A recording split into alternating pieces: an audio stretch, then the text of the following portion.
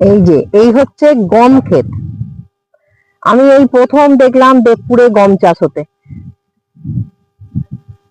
কারণ আমরা যতবারই দেবপুরে এসেছি দেখেছি ধান আর আলু, এই দুটোই চাষ হতে। আর মেজো মামা মানে সবজি একটু করতে ভালোবাসতো, সবজি করতো। এই যে কি সুন্দর পাখি উঠছে।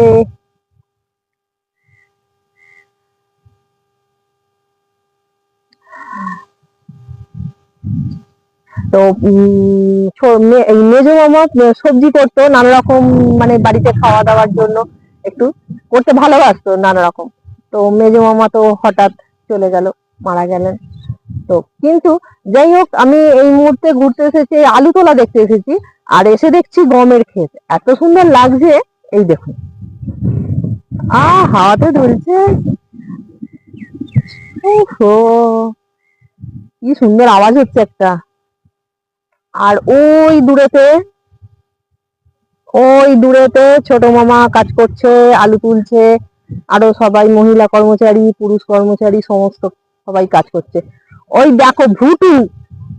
হ্যাঁ, আমি বললাম ভুটু কিরম বদমাস ছেলে দেখুন, এরকম দুষ্টু ছেলে দেখুন। আমি ওকে বললাম, হ্যাঁ হ্যাঁ, আমি ওকে বললাম যে আমাকে একটু নিয়ে চল।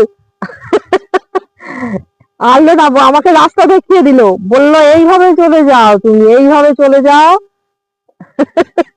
আর দেখো এসেছে, দেখেছে বৌদি এসেছে মাঠে, ব্যাস পালিয়ে এসেছে। পড়তে যাওয়ার কথা। এ কি করতে এসছিস? হ্যাঁ, চা দিতে? বলছে চা দিতে এসেছি। এই ছোট মামার ছেলে, পরে আবার পরিচয় করিয়ে দেবো বাড়িতে গিয়ে।